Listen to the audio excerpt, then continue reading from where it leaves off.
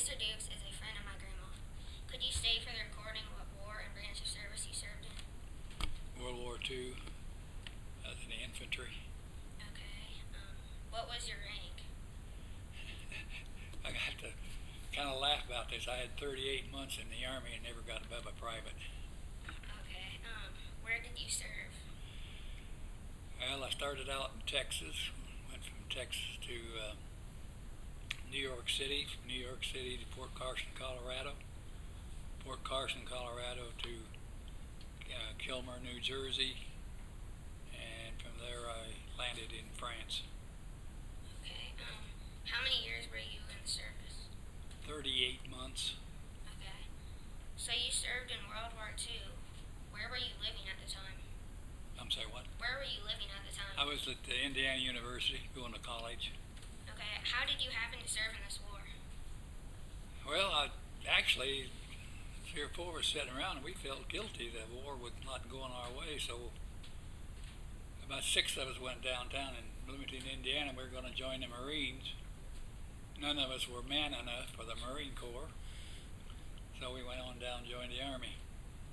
What were you doing before you were drafted or enlisted? I was going to college. Okay. Did anyone else in your family serve in the military? My father was in World War I, yes. Can you tell me about adapting to military life? Physical regimen, barracks, food, social life? Well, it was pretty rough. I weighed 123 pounds when I went in, and when I got into the infantry, especially when I was in Texas, we had 17 weeks of basic, and it was rough. And then I went into Fordham University for 6 months, and then from there I was shipped to Colorado, and I joined an infantry outfit. And by the time I got through training there in the summer of 1945, maybe that'd be right, yeah. And then I got my first furlough, and by then I was ready to go. I had all kinds of training, hand-to-hand training, you name it. But then I weighed 184 pounds, and I shipped out in August of 1945. Yeah, and we landed directly in France, Cherbourg Peninsula. I went over the side because, and just to give you an idea, by this time, as soon as we hit the shore at Cherbourg, I had a full field equipment, and we marched 49 miles across the peninsula and set up camp in an apple orchard, set up our tents. And I was there about less than a week training on the pillboxes down on the coast. And then we took another 35-mile force march at night to a village called Les Haies de Puy in France, boarded cattle cars, and went through Paris and into, actually near Brussels, Belgium, but it was Malines. And we set up camp before I went into combat. How did you choose the branch of service you served in? I don't know. How did you choose the branch of service you served in? I don't quite understand exactly what do you mean by it. How did you choose the branch of service that you I didn't have a choice. Oh, you didn't? I tried to enlist in the Air Force, but I was too tall. I was 6 foot, and it was too tall for the Air Force. And of course, I tried to join the Marines before I went in the Army, so I was stuck in the Army, infantry. What kind of training did you have? Well, I've had all kinds of infantry training. I've been on through what they call the concentration,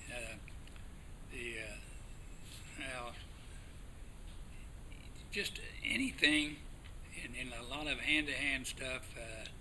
I've been under artillery fire. I've fired every weapon in the arsenal in an infantry outfit, including tanks, but mostly M1. And we had hand grenades, and I carried a machine pistol for a while in the front lines. But I will say, when I went into battle, since the way we were fighting, I had put my bayonet on my rifle, and it never did come off. I've had a couple of three hand-to-hand bayonet fights that I don't talk about. They're not in my book because they're too. I'm not ashamed of it. Don't misunderstand me, but it was just they were bloody messes, and I survived them. So I don't put much of that actual fighting in the book, but I had all kinds of good training. I'll say that. Were there any friendships formed? Yes, the 187 men that I went overseas with, I knew every man personally, and I lost most of them. Where did you serve? Where did you serve in the war? Why? Where did you serve in the war? When you went to war, where did you serve? Where? Yeah. In Belgium, the Netherlands, and Germany. I ended up in Central Europe. Was there any duties away from the front line? I didn't get any time off. How did you stay in touch with those back home?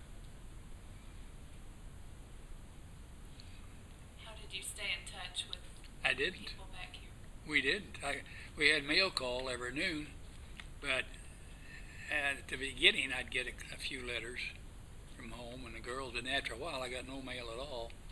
And of course, in prison camp I was allowed to write one letter a month, and my parents never, I think I wrote 3 letters was all I wrote. The first one I said too much and they cut it to pieces, and then the other 3 my parents never got till the war was over. And I got no mail in prison camp, and I had no contact with the outside world. We didn't know what was going on. We'd heard stories from the Nazis, because I was in a labor camp, so there was no outside control.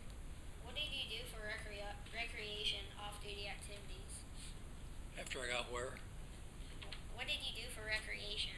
In the Army? Yeah. Well, most of the time I didn't have. When I was in New York City, sure, I roamed the city, and I went to dances, but you didn't. In the infantry that I was in, you didn't do too much recreation. Maybe Saturday afternoon and Sundays all the time you had off. And in my basic, I was so darn tired by Sunday that I hardly left camp. Were you still overseas when the war ended? No. Yeah, I was. When the war ended, I didn't know when it ended, in fact. And I was behind Russian lines, roaming around and trying to go to Odessa on the Black Sea to escape. And we didn't know the war was over. I don't know how I finally found out, but I ended up in a Russian prison, and then that's where I found out the war was over. How did you return home? How did you return home? Okay. How did you get back home? How did you return home? How did I what? Return home. Well, that's another story. When I got back to American lines, I was so weak that I passed out and ended up in the hospital. And I went to Hospital de France and then into London. And then I went AWOL at Rome and London in England with nothing, no money. finally got court-martialed and sent to another prison camp, and I was there 8 days. And they reviewed my sentence and rescinded my sentence, so I got a clear record. But they put me in chains and a guard and sent me to Barry, South Wales, put me on a little 7,000-ton Liberty ship and sent me home. How hard was it to return to civilian life? It was pretty rough because I was only weighed back down to about 120 some pounds. I couldn't eat a normal meal, and I had 90 days of leave. I got home in September at 45, and I just kind of laid around all around home here for the 90 days, and then I went back. I was called back and checked with a local doctor, and they sent me back to the hospital in Texas. My outfit was in San Luis Obispo, but I was to report to Fort Sam Houston. I got to Fort Sam Houston. I was given an examination. I was put in the hospital immediately, and I was in there. I was in a general hospital for 3 weeks, and then in the Brook General and then Brook Convalescence for about a month. And Christmas was coming, and I wanted to get out, so I had quite a fight. I didn't have enough points to get out, so I finally got discharged on the 15th of December, 1945, and then I was shipped home. Are you a member of any veterans organization? I'm afraid so. American Legion, VFW, American Ex-Prisoners of War, and what else?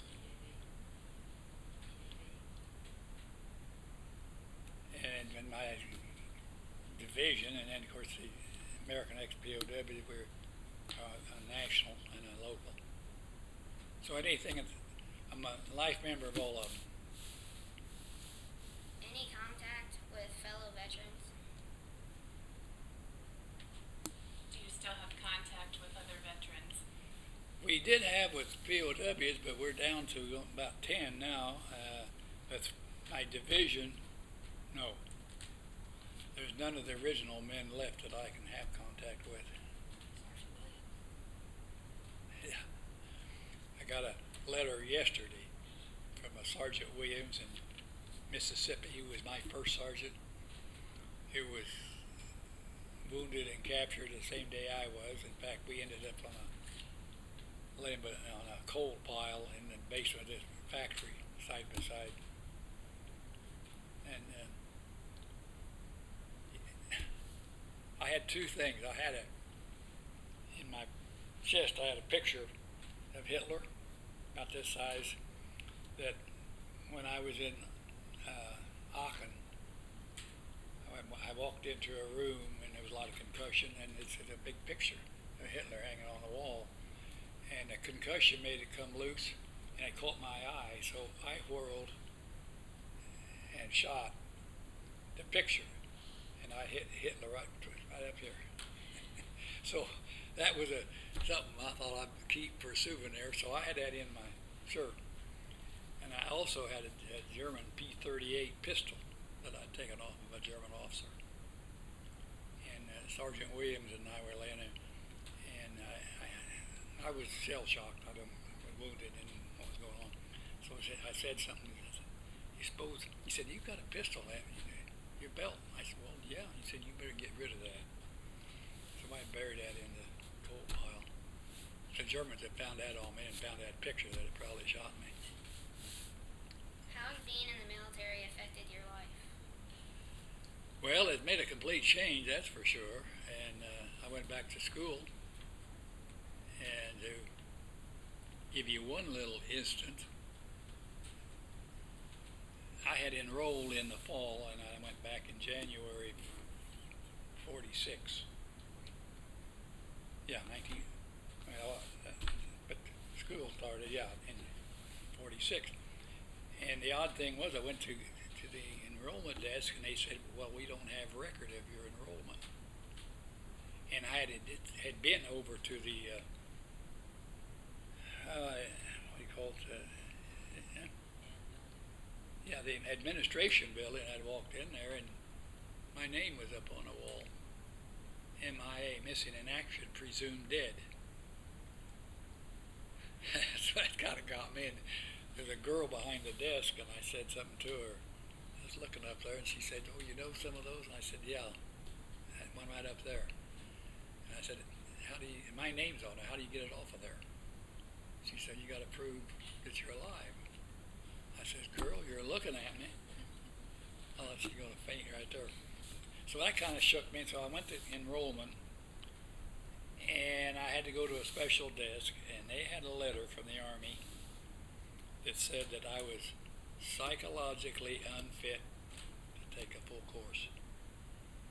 It's only allowed 9 hours. So that's what my record shows. And I did that for 2 semesters, 9 hours, instead of a full 15 hours. So it was, I went back to school. I was in a fraternity, and I was there 3 weeks, and they had a special election, and I was elected president, so that kept me occupied for the 9 hours. So, but I went back on about 4 or 5 of my original fraternity brothers, but I stayed in school all the way through until I met her, my last semester. Was there any lessons learned? And Was there any lessons learned? oh, I reckon a lot of them, but the main thing that I prepared myself for combat, and I was able to psychologically as well as physically to take whatever they threw at me. And I was beaten around a little bit by the Germans. I've had 4 teeth knocked out. I've had my ribs cracked. I've got a big knot on the back of my head, a place where the hair keeps growing on the back of my head, my rifle butt. But we were in a small camp, and we had no choice. I was only started out with 40, ended up 32, and you just take what they throw at you and stand up till till you get beaten. But I think I was fairly well, prepared for the Army, which a lot of guys weren't. I've seen guys track up, even in the front line. And all this stuff today, they have what they call PTSD, which we never heard about. I didn't get credit for that for just a few years ago. Post-traumatic stress disorder. I had nightmares. Gracie's put up with nightmares every night. I would maybe scream or start walking.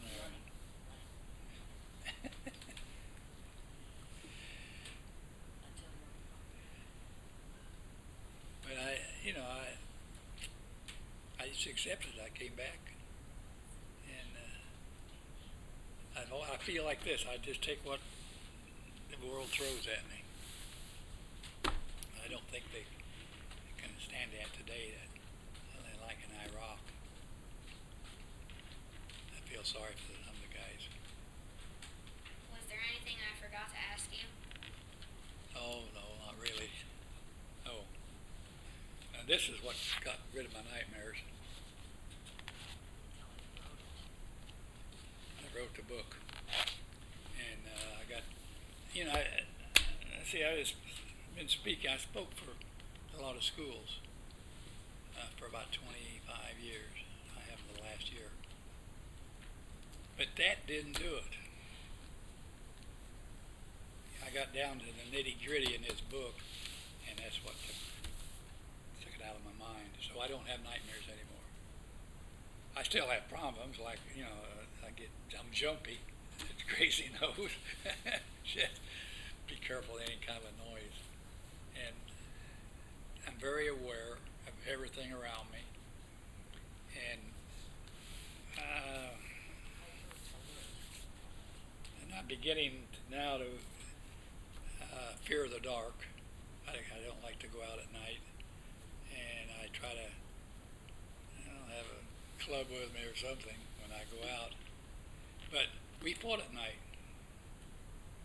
sometimes all night, and I was very aware of everything, every movement, every noise, and all that, and I still have that. But my nerves they're bad, as crazy can tell you. But so far, physically I'm all right. Mentally, I'm not.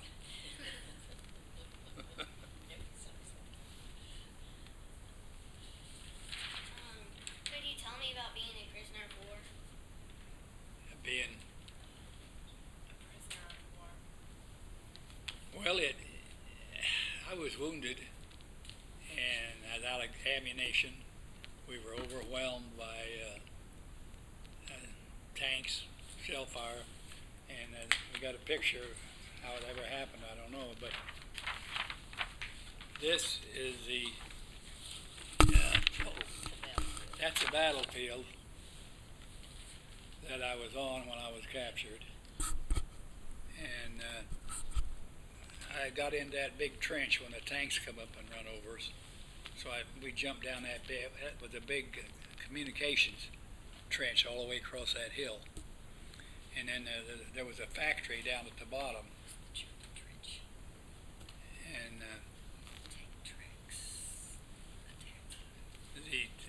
we were attacked by 5 Tiger tanks plus infantry, and completely overwhelmed. And we had 78 men. We lost 78 casualties that day out of the company. And I don't know exactly how many of us survived as POWs because there were a lot of replacements. And then being wounded, I was separated.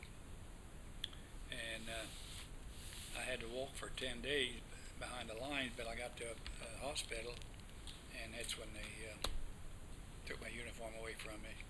And I was in the hospital for about 5 days, I think.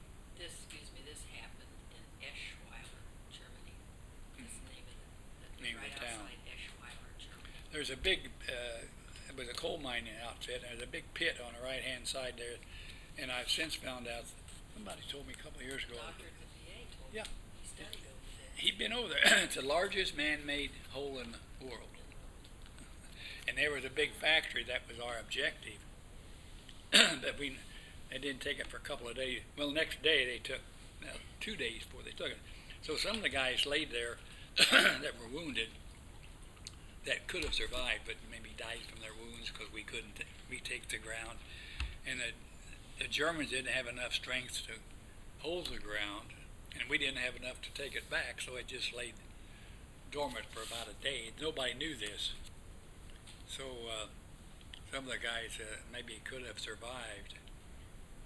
But everybody that could walk, they took. And then I was still I don't remember much of it. I had a lot of pain, but I had to survive. Because those that fell out, we were in a column going back, and as we went back, they picked up a few more prisoners.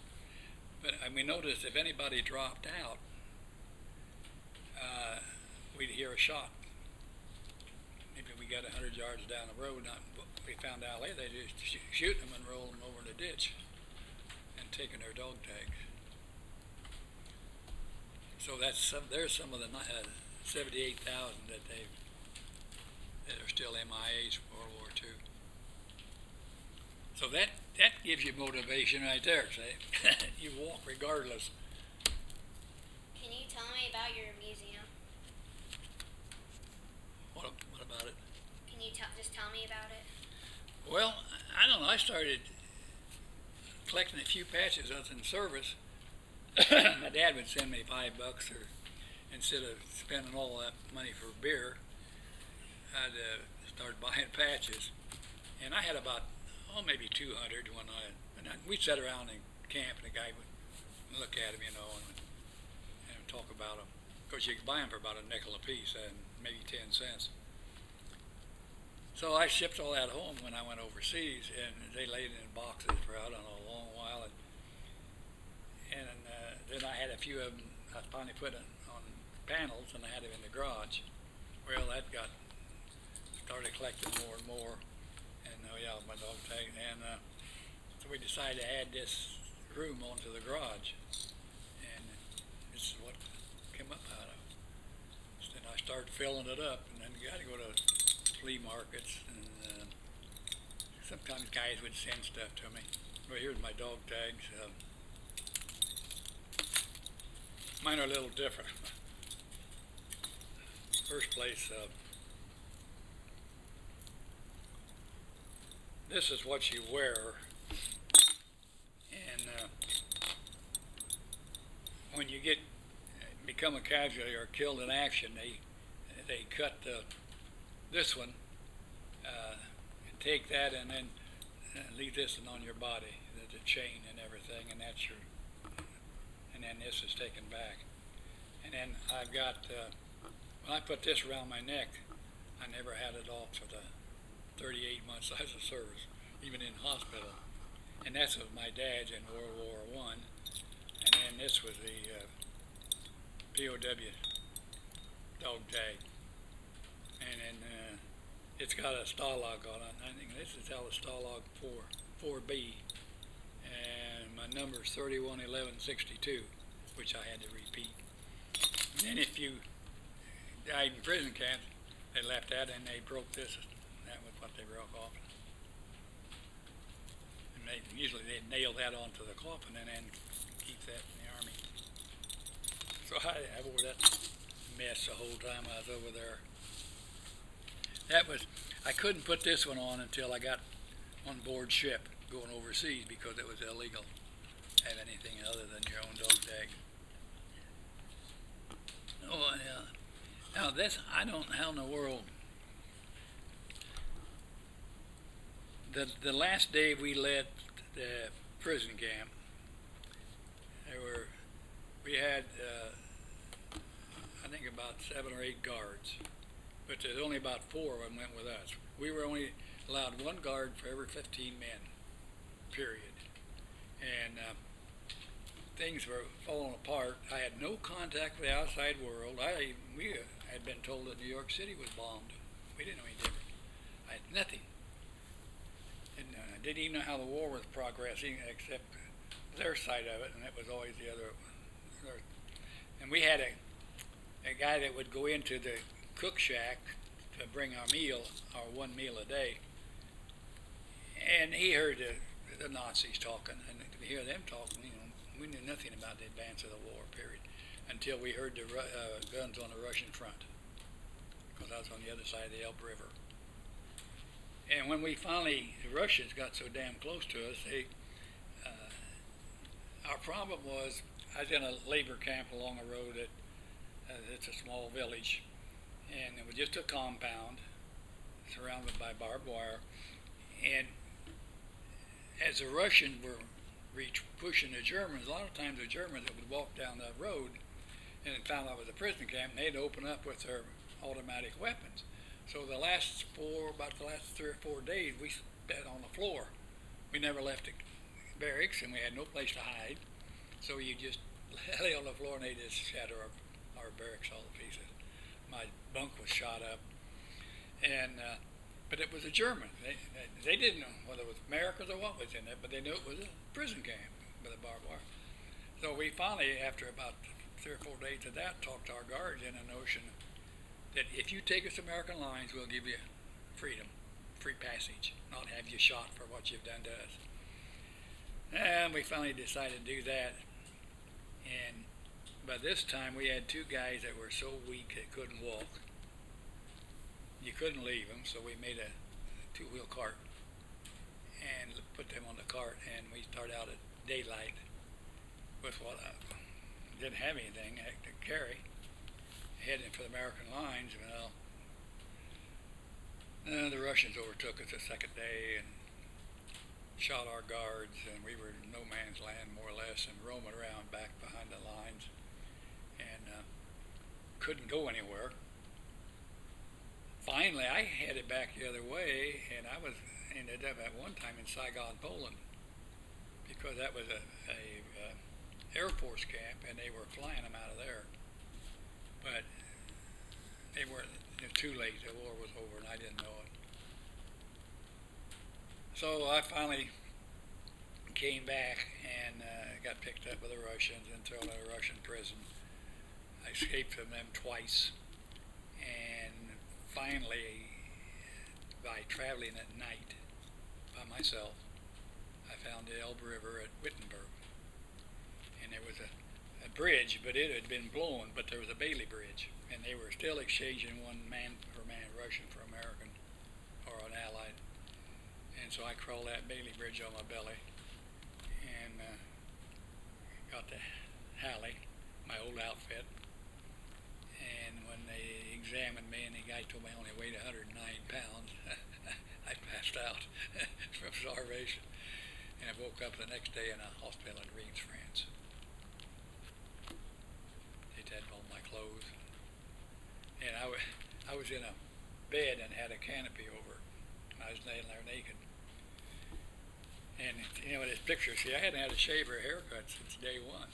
So I had a beard. But I always had plenty of company of lice. I lived with lice constantly in my beard and my hair. So I was laying on this bed naked, mess. I was dirty. My hands were black, dirt. And there were two French nurses there, and finally I got around to ask them where my clothes were, and they said, well, we burned those. So they picked me up and put me in this big ornate bathtub and shaved me with a straight razor from every hair on my body. And I was there about, I think, 3 or 4 days. And but they didn't know what to do with me. I mean, they fed me all the food I wanted, but I couldn't eat. Come right back up. And so I lived on what I could of it, but they didn't understand how to take care of starvation. You lost 40% of your body weight. You lost 40% of your body Yeah. weight. Clear from 185, 184 down to 109. And I got a little bit of strength, and then I went by train to Entretot, France, to Camp Lucky Strike. Well, that was in about the middle of June before I got there, and all the camps that they had used for repatriation, they'd been shipped home when the camps were closed. And then anyway, I run into a stupid colonel that was interrogating me, and he wanted to know where I'd been. And I don't know, I guess he accused me of desertion. I never heard of that before. You didn't have desertion until the Korean War, you know, there were deserters. And I told him I was behind Russian lines. I couldn't do anything about it. He gave me a hard time. And I gave him a hard time, too. I didn't care by then. So finally, the commandant called me in and he said, I'll give you a 7-day pass to London, and then you grab a plane home. And they give me $75. So I went across Channel and then Bournemouth, and I was in sort of a little camp right there with all German prisoners. But I went into London, and I roamed London, and then I ended up in the hospital, and I missed my leave, so I just roamed. So I roamed all of London. I was finally picked up and charged for 42 days on 43 days of AWOL, subject to being shot. They said, we can take you out outside and line you up, execute you for desertion. Anything over 30 days wartime is desertion. But they shipped me to a compound up in Litchfield, 3rd Replacement Depot, 3rd Rebel Depot, and I was in a guardhouse. I was there 8 days. And they finally reviewed my case, and my record was good, and they rescinded my sentence, and we're shipping you home immediately under guard. They put me in chains, if you imagine that, and a guard on me. And I went from there down to very South Wales and got on a little old James R. Turner Liberty ship. And it was overloaded, so I had to sleep on the deck. And there was 13 of us guys that were outcasts. The rest were Air Force. So we sat around and played hearts for the hour. You were all ex-POWs. They were all POWs. 2 or 3 of them been like me, were AWOL, and got a court-martial, but the court-martial was rescinded because of their record. And then about 5 of them had married British girls. They'd been over there ahead of time in London, England, long enough to meet some British girls, and they got there. I had 90 days of leave, 30 hospital and 60 prisoner of war. Well, they got their prisoner of war leave in London, so they were coming back about the same time I was. And then I shouldn't tell this other story. Well, when we get to, of course, I'm looking for the grand old lady. That's where I left, at night. So every morning I'm up on the deck looking for because I had no idea time. That was 7 days before I got back to States. But we get, America's coming up. We're looking for that. We all ended up in Boston Harbor. So that upset us. So we get outside and so many miles off the coast, and they put everybody below decks except us. And we had to sweep down fore and aft. So they gave us brooms and mops, and we had to sweep the deck. So we're standing there way up to the bow, and this chicken colonel who'd been on our butt the whole time over, giving us orders. And I don't know, one of the guys said, "This all you got to sweep this place down? All the brooms?" And he said, "Yes." So we looked at each other, nodded our heads. 1, 2, 3. Did we ever say overboard? That's the attitude I had. I'm sorry. It was disgusting. Man, that guy jumped straight up and down and be court-martialed as soon as we hit shore. So we get in, pull into the harbor, and who the first 13 guys off the ship? We are. Of course, I ran right into MPs, and then I was thrown in the hospital, and I laid in the hospital for 7 days. That with a guard at my door. But heck, I wouldn't go anywhere. And that's when that girl, I didn't realize I had a guard to that girl came to. I had a girl that I'd met in New York City, Connecticut, and she got me a 3-day pass. So they came to my door, give me a uniform, and I had a 3-day pass up into Connecticut. But I stayed in a hotel room, and we just roamed around, walked around, and I wasn't worth much. I tried to eat it. I remember one of the things I feel bad about it. I bought a butterscotch sundae. 3 bites of it.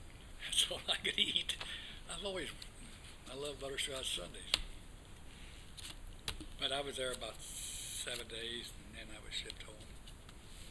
And I had that 90 days. And then that helped me recuperate. I mean, I was home and could just roam around, and nobody bothered me. And I got into a little bit of trouble, but that's another story. And I finally went back and went back to school, and that helped. She wasn't around to help at all. No, It was, 4 years we met. you were home 4 years. Mm.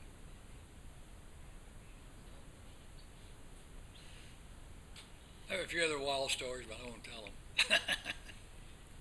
Well, thank you for interviewing. Yeah, I hope I answered your question. Sometimes I get carried away.